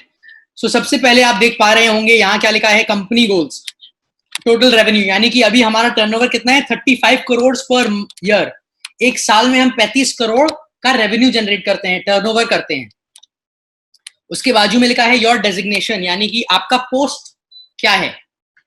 और पर्सनल गोल यानी कि क्या? निजी गोल, अपना गोल, स्वयं का लक्ष्य, लाइफ में आपका क्या है पर्सनल गोल। ठीक है, तो अब जो ये हम शीट भरने जाएंगे, सबसे पहले मैं चाहता हूं दिमाग में जो हमारा लॉजिक, प्रैक्टिकल, ये सब जो टोपी हम पहन के घूमते हैं ना दिन भर, उसको एक बार उतार दीजिए। सब लोग ऐसे करिए, अपना सर में हाथ दीजिए। जो बहुत ज्यादा सोचने वाला है ना, प्रैक्टिकल लॉजिकल टोपी, उसको ऐसे करिए, ऐसे उठाइए और साइड रखिए, साइड में। अभी नहीं चाहिए। अगर धीरू भाई अंबानी भी वैसा सोचते तो कभी भी बड़ा कंपनी नहीं बना पाते। अगर केरेली, जिनका हाथ चला गया था, वो सोचते तो आज तक घर पे बैठे रोते रहते, 2 ओलंपिक विनर नहीं होते अपने बाएं हाथ से। तो सब लोग अपना लॉजिकल टोपी, प्रैक्टिकल टोपी निकाल लीजिए, बिकॉज जो ज्यादा लॉजिकल सोचते हैं ना, वो कभी भी मैजिक नहीं करते, वो लोग लॉजिक में फंस जाते हैं, कभी भी मैजिक नहीं करते। तो सब लोग ने अपनी लॉजिकल टोपी उतार दी तो सब लोग ने। अच्छा, अब हम आगे बढ़ सकते हैं। गुड। अपने डायरी में लिखिए, अगले 10 साल में कंपनी कितना रेवेन्यू कर सकता है, कितना टर्नओवर में हम लोग लेके जा सकते हैं 10 साल में, अभी से। अच्छा, वंस अगेन, क्या करना है, कितना कर सकते हैं वो नहीं सोचना है, कितना करना चाहते हैं, व्हाट डू वी वांट, क्या चाहते हैं वो लिखना है हमको। ठीक है, एक साथ मैं पूछूंगा सबसे, तो कितना कर सकते हैं नहीं, भूल जाइए, लॉजिकल टोपी उतर गई। कितना चाहते हैं वो लिखिए 10 साल में, क्या चाहते हैं, व्हाट डू यू वांट, दिल से क्या नंबर आ रहा है लिखिए। अगेन वापस मैं स्पष्ट करना चाहता हूं, क्या कर सकते हैं नहीं, क्या चाहते हैं वो लिखना है। पॉसिबल है नहीं है वो बात की बात है, वो क्या है, बात की बात। कर पाएंगे नहीं कर पाएंगे वो बात की बात है, उसको छोड़िए। धीरू भाई अंबानी को भी नहीं पता था जब पेट्रोल में टंकी में पेट्रोल भर रहे थे कि वो दुनिया हिंदुस्तान की सबसे बड़ी कंपनी बना सकेंगे कि नहीं सकेंगे, उन्होंने ऐलान कर दिया था। ठीक है, उसके साइड में डेजिग्नेशन है, 10 साल में आप क्या डेजिग्नेशन चाहते हैं। अगेन क्या हो सकता है नहीं हो सकता है भूल जाइए, क्या डेजिग्नेशन चाहते हैं। अगर आप चाहते हैं आप मैनेजिंग डायरेक्टर हो, लिख दीजिए, जो आप चाहते हैं लिखिए, anything is possible.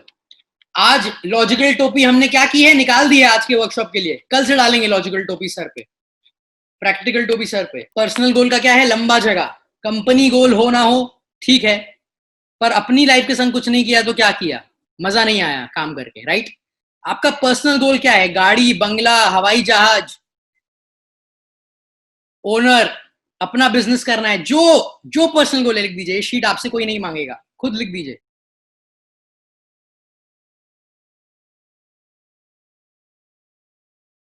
Thank you team, participate करने के लिए, अपने पर्सनल गोल्स, एक कंपनी गोल, हर चीज सेट करने के लिए।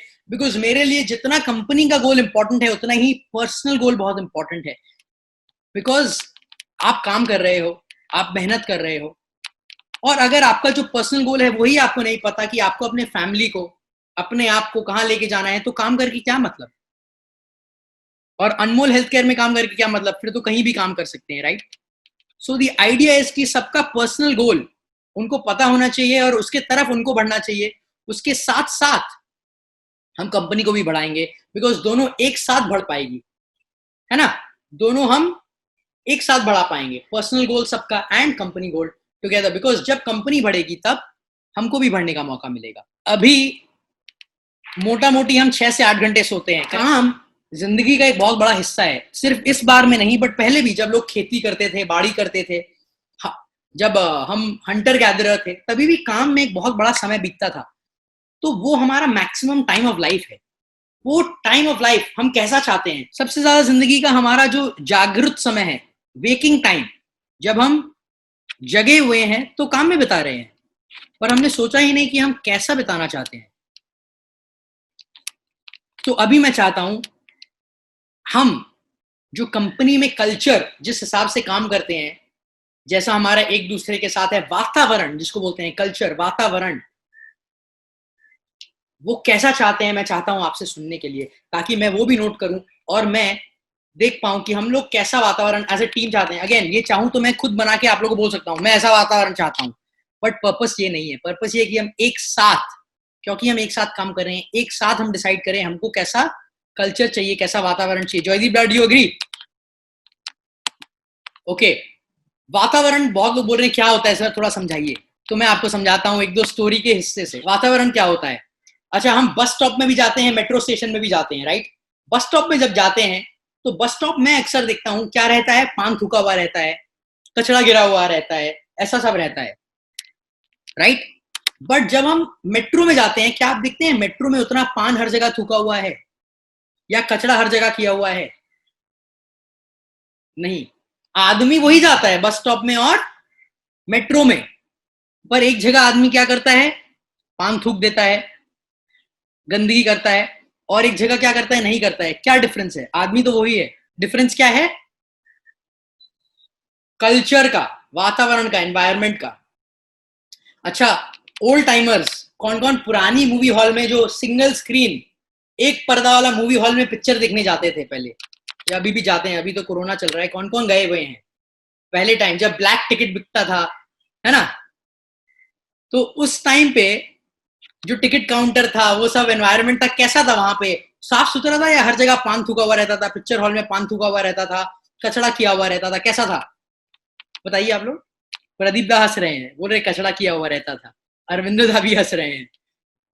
अच्छा, अब क्या हुआ फिर? मल्टीप्लेक्स आया। मल्टीप्लेक्स यानी कि बहुत सारे पर्दे, पिक्चर हॉल अच्छा हुआ, अंदर वो लोग पॉपकॉर्न बेच रहे हैं, पानी बेच रहे हैं 3 गुना 4 गुना दाम पे, है ना, एसी चल रही है हॉल में, पिक्चर देखने वाले वही, आइनॉक्स जिसको बोलते हैं थिएटर, पिक्चर देखने वाले वही।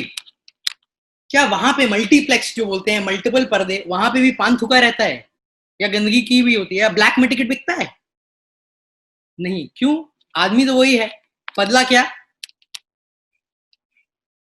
वातावरण, एनवायरमेंट, कल्चर। तो कोई कोई क्या है, कोई भी कल्चर चेंज होने से बहुत कुछ चेंज हो जाता है। कल्चर चेंज होने से बहुत कुछ चेंज हो जाता है। एक लास्ट में उदाहरण दूंगा थोड़ा फनी। मेरे दोस्त के पापा थे, थोड़े ओल्ड टाइमर हैं, इंडियन है, तो बहुत देसी हैं वो। तो वो क्या गए, अमेरिका गए अपने बेटे को विजिट करने, जब वो पढ़ रहा था अमेरिका में। तो उन्होंने गाड़ी रेंट में ली। तो मेरा दोस्त गाड़ी चला रहा था, वो गाड़ी में जा रहे थे, स्पीड जा रहे थे।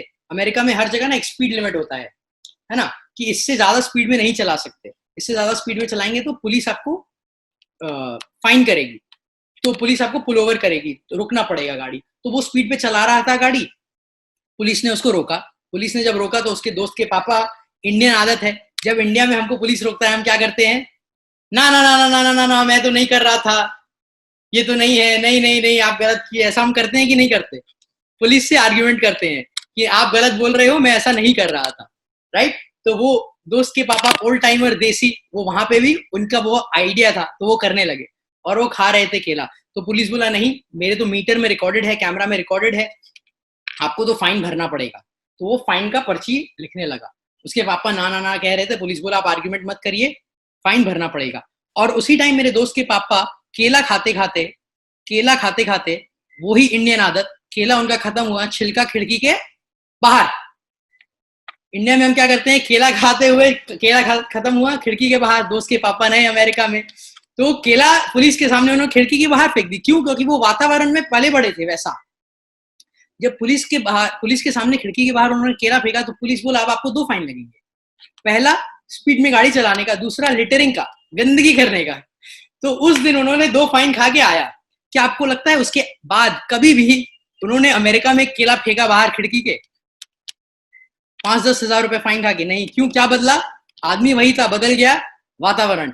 बहुत एग्जाम्पल हो गए। कैसा वातावरण चाहिए आप लोग मेरे को बताइए, अनमोल हेल्थ केयर में आप लोग को टीम वर्क, कुछ भी 1-2 लाइन में बताइए कैसा वातावरण चाहिए। Communication should be transparent, Jaydeep da बोल रहे हैं। I am gonna, by the way मैं ये सब कुछ लिख रहा हूँ जो आप लोग बोल रहे हैं, मैं अपने डायरी में सब नोट कर रहा हूँ।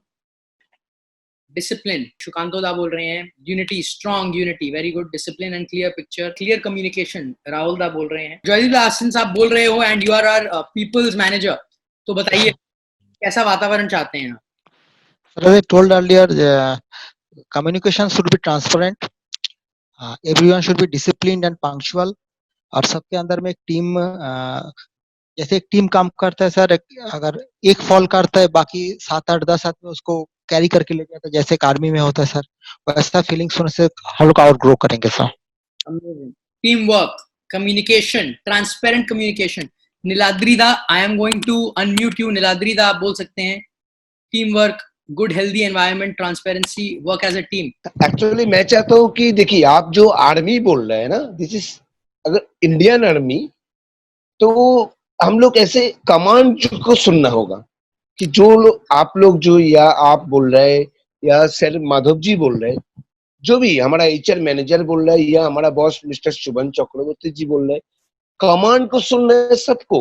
जो कमांड बोल रहे हैं कि वो सही है, कि हम लोग अगर कोई बीच में कोई दिक्कत आ जाएगा तो उसमें बातचीत करना होगा। अपने आप को उसको मसल वहीं पे मिटा दो और बात को सोल्यूशन चाहिए। ग्रेट।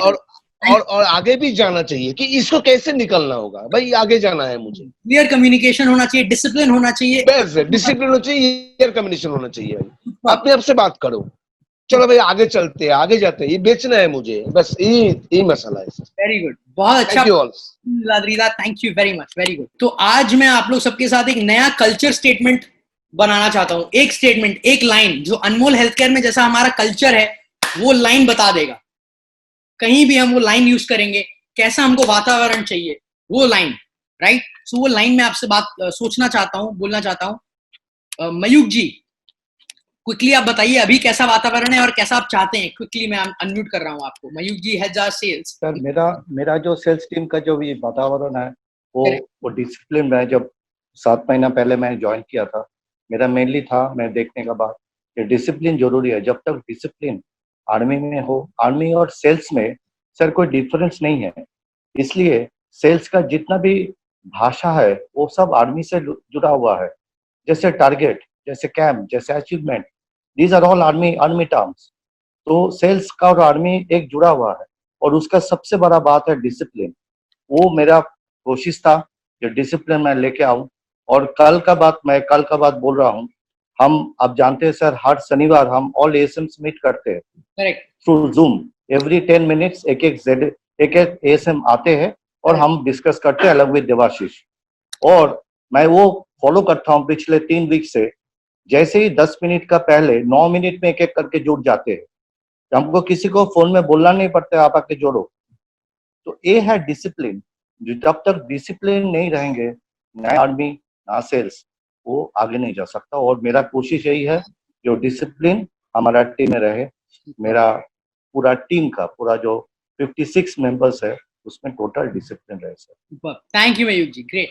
मेरे को एक लाइन दिमाग में आ रहा है, आप सब बोल रहे हैं discipline, communication and team work, ये 3 चीज आप लोग बोल रहे हैं। क्या आप अग्री करेंगे? मोटा मोटी सबका सार यही निकल रहा है, डिसिप्लिन, कम्युनिकेशन यानी कि बातचीत क्लियर हो, ट्रांसपेरेंट हो, एंड टीम वर्क।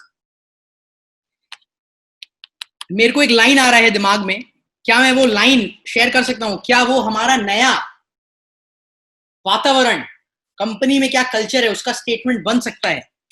वो लाइन है, आप लोग अगर अग्री करते हैं तो थम्स अप करिएगा। इंग्लिश का लाइन है, team work makes the dream work. Team work makes the dream work, यानी कि एक साथ जब हम टीम जैसे काम करते हैं तो हमारा जो सपना है उसको भी हम काम करवा सकते हैं। Team work makes the dream work. क्या आप लोग समझ पा रहे हैं मैं क्या बोल रहा हूं? Team work makes the dream work. क्या हम ये सेट कर सकते हैं हमारा नया कल्चर स्टेटमेंट, यानी कि हमारा अनमोल हेल्थकेयर में कैसा वातावरण है?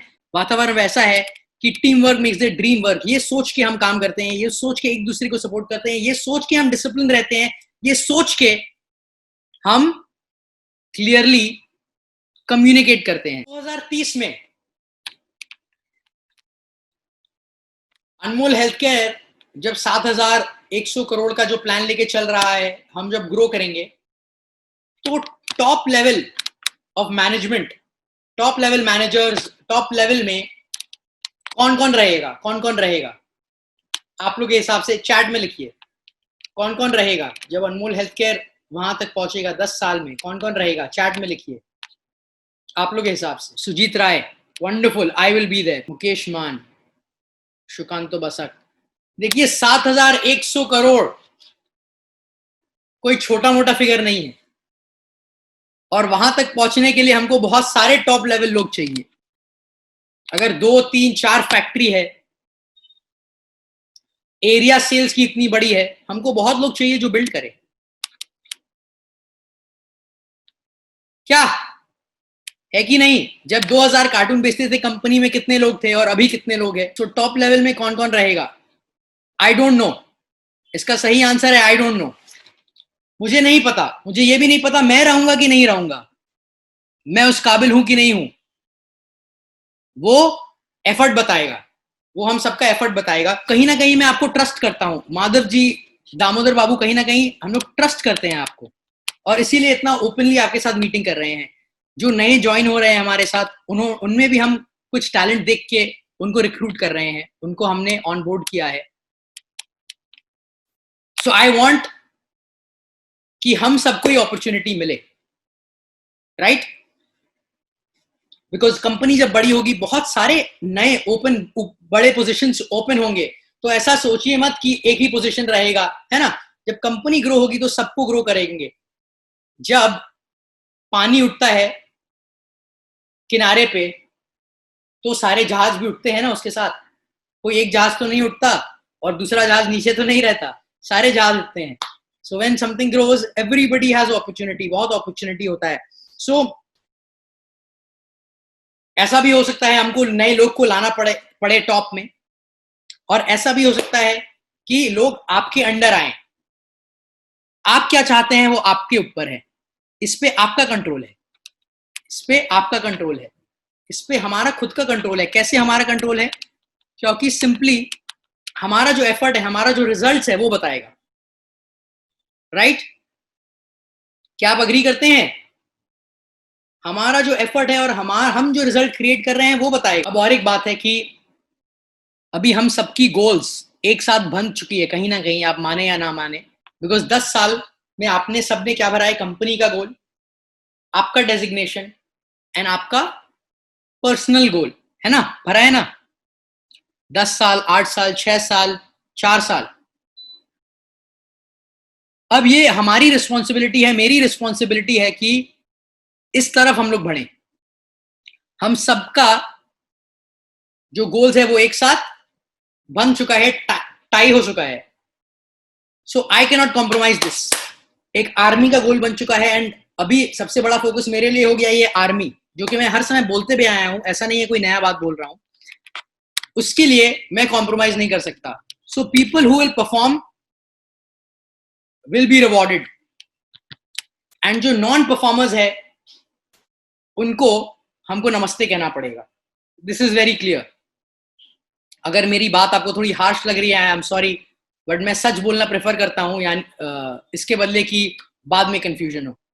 सो आई वांट कि हम सब उस लेवल पे आए कि हम आर्मी के लिए जस्टिस करें और हमारा जो गोल है उन सब के लिए जस्टिस करें, बिकॉज एक दो लोगों के लिए मैं सबको कॉम्प्रोमाइज नहीं कर सकता। क्या ये बात क्लियर है? क्या आप लोग अग्री करते हैं इसके लिए? आई एम सॉरी अगर थोड़ा मेरा शब्द हार्श है, मुझे क्षमा करिएगा, बट जो है मैं सच कहना चाहता हूं, क्लियर कहना चाहता हूं। मैं सबकी गोल्स, कंपनी की गोल्स एक दो जन के लिए कॉम्प्रोमाइज नहीं कर सकता। सो आपके हाथ में ही है, हमारे हाथ में ही है कि हम कितना एफर्ट और क्या डिसिप्लिन लाते हैं उस तरफ पहुंचने के लिए। ओके, तो अब मैं लास्ट जो डिस्कशन है उसके तरफ बढ़ रहा हूं, लास्ट सेट ऑफ डिस्कशंस। हमने पहले ये देखा अनमोल हेल्थ केयर क्या था, कहां से हम आए। उसके बाद हमने देखा कि अभी क्या परिस्थिति है, स्कोप ऑफ मार्केट क्या है, क्या परसेंट हम कवर कर रहे हैं। उसके बाद हमने क्या देखा, हम कहां जाना चाहते हैं, कंपनी वाइज, डेजिग्नेशन वाइज और पर्सनल गोल वाइज। अब वो चेंज क्रिएट करने के लिए, वहां जाने के लिए, नया फ्यूचर क्रिएट करने के लिए हमको क्या लगेगा। मुझे एक लाइन याद आ रही है, किसी ने कहा था, the best way to predict future, सबसे बेहतरीन तरीका भविष्यवाणी करने का है ये कि यू क्रिएट द फ्यूचर, कि आप वो भविष्य बनाओ। कुछ भी नया करने के लिए कुछ नया करना पड़ेगा, right? Change is the only constant, यानी कि बदलाव ही सिर्फ परमानेंट चीज है। तो अगर कुछ नया रिजल्ट क्रिएट करना है तो कुछ नया करना पड़ेगा। आइंस्टाइन ने क्या कहा था? Einstein, one of the world's biggest scientist, कि अगर आप सेम चीज करते रहो और आप दूसरा रिजल्ट एक्सपेक्ट करो तो उसको मैं बेवकूफी कहता हूं। ऐसा बहुत लोग हैं ना, सेम चीज करते रहते, काम नहीं करता, फिर भी करते रहते हैं 20, 30, 40 बार। उसको आइंस्टाइन बोलता है बेवकूफी, जो कि सही है। तो कुछ नया करने के लिए कुछ नया करना पड़ेगा। तो जयदीप दा बोल रहे हैं change of mindset. Yes, we have to change in one way, we have to change. तो मैंने पहला आंसर दे दिया कि कुछ नया फ्यूचर क्रिएट करने के लिए हमको चेंज करना पड़ेगा। अब मैं ओपन कर रहा हूं अगेन पोडियम, क्या चेंज करना है हमको, कंपनी को कैसे क्या चेंज करना होगा, बताइए आप लोग। चैट पे लिखिए, हाथ खड़े करिए, ये टाइम मेरे को पार्टिसिपेशन चाहिए। What do we have to change? Sir, area expansion होना चाहिए, इसके साथ अपना जो पुराना जो एरिया है उसका सेल भी इंटैक्ट रख के अपना जो एरिया एक्सपेंशन है जो है उसको ये रखना है। फिर कोई भी चेंजेस को ओपनली माइंडसेट पे लेना है, कोई भी चेंज हो उसको। Great, thank you, great. हाँ, distributor meet, very good idea Sukant da, very good. Distributor meet, ऐसे मेरे को स्पेसिफिक चाहिए आप लोग सबसे। सुजॉय दा, marketing scheme, Raghunath Banerjee, marketing schemes and advertisement, very good, writing this down. Good afternoon, sir. Good afternoon, boliye. Yeah, proper planning in the sense of increase the retail visibility or availability I'm talking about, and the number of the distributor. should be increased, and we are having right now in second line products, whatever we have discussed. So in my thought, actually, we should be launching in first line of products in commodity level, so that we can move into the market as at a glance of the product. So that is actually my main focus all the way.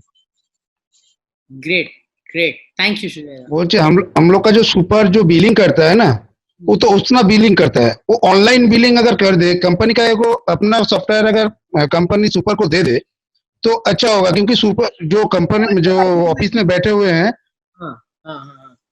Super जो माने जो office में जो बैठे हुए हैं, वो लोग अपने से देख पाएगा जो क्या बिलिंग हो रहा है सुपर का, और डिस्ट्रीब्यूटर के पास क्या बिलिंग जा रहा है। Very good, unique, innovative, yes, okay, good.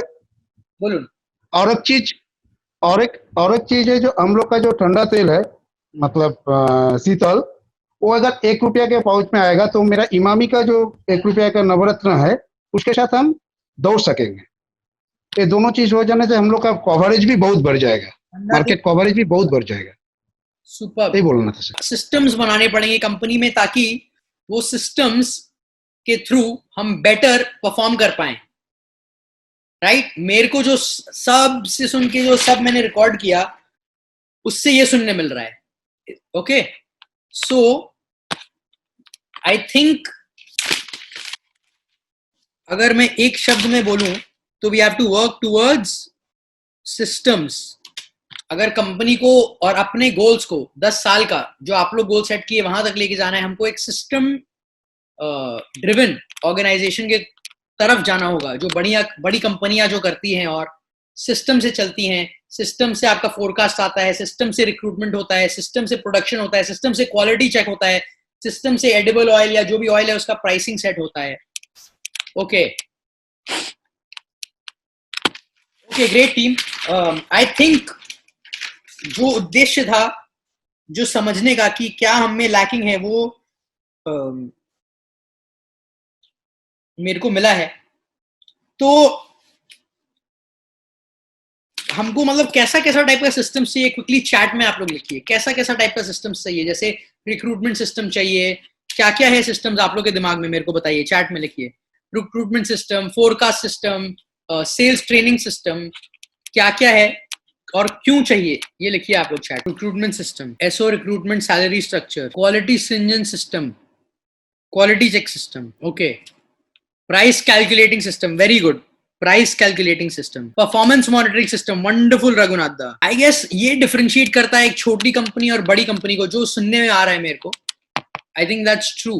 Performance product, proper product availability, यानी कि super billing system, okay good. System must need man, don't work, system work, good. Marketing aquatics, sales training system, wonderful. ये मैं clear फर्क देख पा रहा हूं, जो बहुत बड़ी कंपनियां हैं उनमें ये सब रहता है, ये सारे सिस्टम्स रहते हैं, जो कि हम लोग में है ऐसा नहीं है, मिसिंग है सिस्टम्स। बट सप्लाई चेन का सिस्टम जो मयूक जी बोल रहे थे, ओके ग्रेट। स्टॉक अवेलेबिलिटी, यानी कि supply chain, stock availability, minimum stock level system, okay, I'm noting all these down. Sales training system, time to time development, okay. Marketing system, wow, okay, very good answers. Quality acquisition monitoring system, wonderful. QC acquisition के time पे, production के time पे हर जगह system चाहिए, quality check हो रहा है जब हम माल ले रहे हैं, बना रहे हैं, पैक कर रहे हैं। Credit system, credit note, super billing system, wow, very innovative answers, okay. Forecast system, okay good. Timing of material distribution, inventory rotation system, inventory सही रोटेट हो रहा है कि नहीं। काफी सारा अच्छा आइडियाज आ रहे हैं। Competition monitoring system, wonderful. Retailer upgradation, DB health का system study, wonderful ideas. Distributor, competitor monitoring system. I think now we are really talking deep. कि क्या क्या हम लोग एक्चुअली कर सकते हैं. अगेन मैं बोला था ये वर्कशॉप का क्या फोकस है, कुछ रियली एक्शनेबल करने का. प्राइस कैलकुलेशन कम सिस्टम, बाप रे बाप. Okay, lot of nice answers. एक एक वर्ड में हम लोग को लिखिए क्यों चाहिए सिस्टम. हमको क्यों चाहिए सिस्टम. सिस्टम से क्या होता है. राजकुमार दा ने लिखा था system work better. Quality checking system, tally system, acquisition, VS goods return system. System human errors को हटा देता है, हम लोग को बेटर काम करवाता है. वंडरफुल. सिस्टम टाइम रिड्यूस कर देता है. मार्केट में कंपैरिजन बेटर कर लेते हैं हम सिस्टम अगर होने से. Competitor analysis. System helps achieve our goals. System हमको गोल अचीव करने में मदद करता है. ओम प्रकाश जी बहुत अच्छा बोल रहे हैं. अगर सही सिस्टम रहेगा, प्रोडक्ट अवेलेबल रहेंगे यानी कि हम माल बेच पाएंगे तो टारगेट होगा. प्राइस सिस्टम रहेगा तो प्राइसिंग सही रहेगी तो हम कॉम्पिटिटिव रहेंगे तो ग्रोथ होगा. तो सिस्टम हमारा हेडेक कम कर देता है जब हमको पता है ये ऐसे करना है. वरना हर दिन काम करने के लिए हर जगह से कुछ ना कुछ जुगाड़ करना होता है, हम काम ही नहीं कर पाते अगर सिस्टम नहीं रहता. सो बहुत सारे बेनिफिट्स है. ग्रेट. सो अब क्या करेंगे, ये सिस्टम्स बनाना पड़ेगा. सिस्टम्स क्या करना पड़ेगा, बनाना पड़ेगा. Systems help us to reach top 10 Indian companies. अगर सिस्टम बनाना है तो किसी को तो बनाना पड़ेगा. बहुत अलग अलग एरियाज में आपने सिस्टम बताया, इतने सारा लिस्ट है 20. सो आई गेस अब मेरा काम स्टार्ट होगा सिस्टम्स बनाने का. मैं बनाऊंगा सिस्टम्स माधव जी के साथ. As management we will make systems. ये सारे सिस्टम्स जो आप लोग ने सजेस्ट किया है इसको I think we will have to start working on.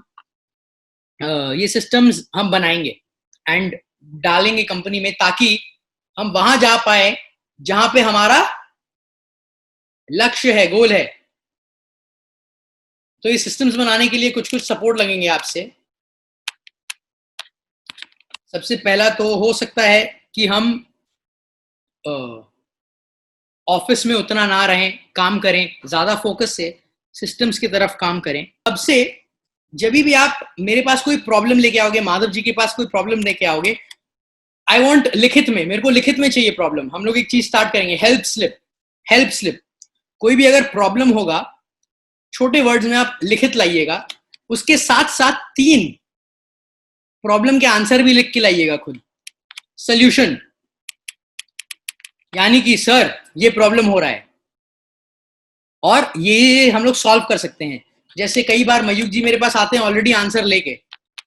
कई बार मयूख जी आते हैं मेरे पास, सर ये प्रॉब्लम है और इसका आंसर ये है. तो मुझे बहुत अच्छा लगता है कि प्रॉब्लम है और उनके दिमाग में आंसर भी है, तो वो फास्ट करता है डिसीजन मेकिंग प्रोसेस एंड वो आपको भी मदद करता है प्रॉब्लम को अलग नजरिए से देखने के लिए.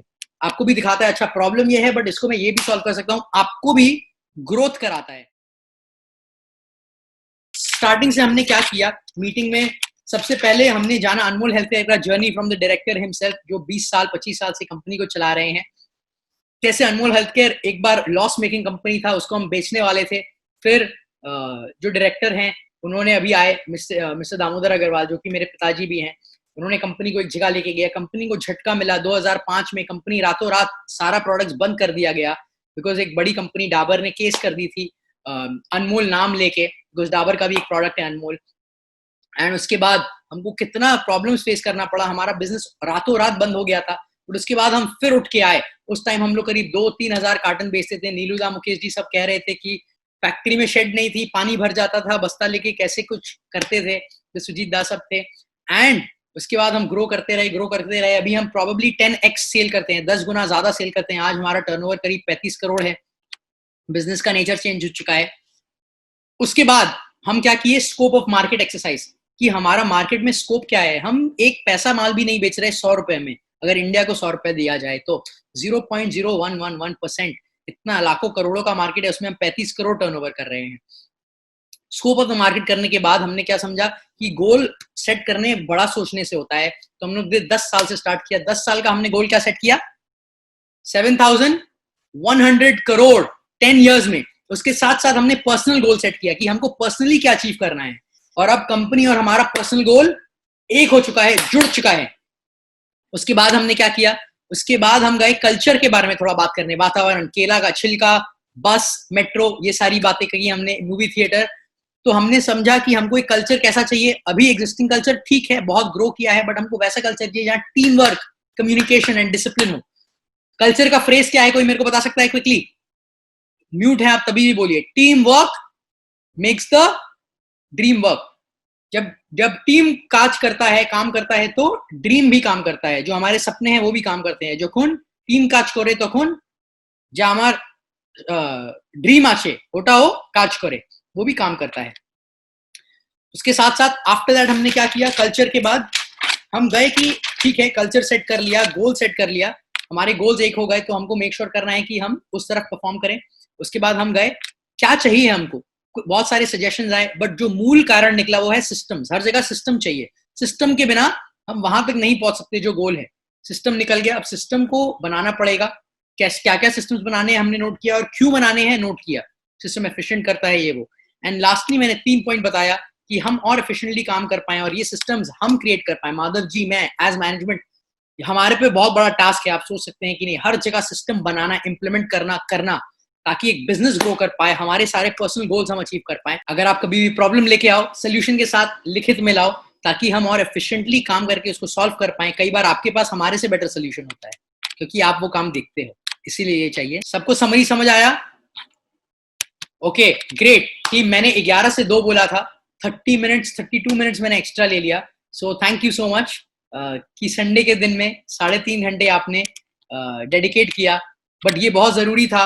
अभी कोरोना टाइम में सब बिजनेसेस जब नेगेटिव सोच में आ गए हैं, हम देख रहे हैं हम कैसे, यही विशाल है, यही मौका है जब हम एक छलांग लेंगे और हम नेक्स्ट लेवल की तरफ जाएंगे। और हमारा टीम और स्ट्रांग हो रहा है और विमेन पावर के साथ स्ट्रांग हो रहा है। अभी तक हमारे टीम में ज्यादातर बहुत पुरुष हैं, मेल हैं, बट अभी हमारे टीम में क्वालिटी कंट्रोल में EAs सब आ रहे हैं, तो उसका भी हमको जरूरत है। उस तरफ भी हम लोग बढ़ेंगे कि कैसे एक और फीमेल पावर्ड टीम के साथ हम लोग आगे बढ़ सकते हैं एंड एक और बेटर बैलेंस हो। तो superb team, thank you very much, बहुत बहुत धन्यवाद। होपफुली आपको आज का जो सेशन है फ्रूटफुल लगा, आपने अपने जिंदगी के गोल सेट किए और हम एक साथ अब आगे की तरफ बढ़ सकते हैं। ओके टीम, अब आप एग्जिट कर सकते हैं। Thank you very much.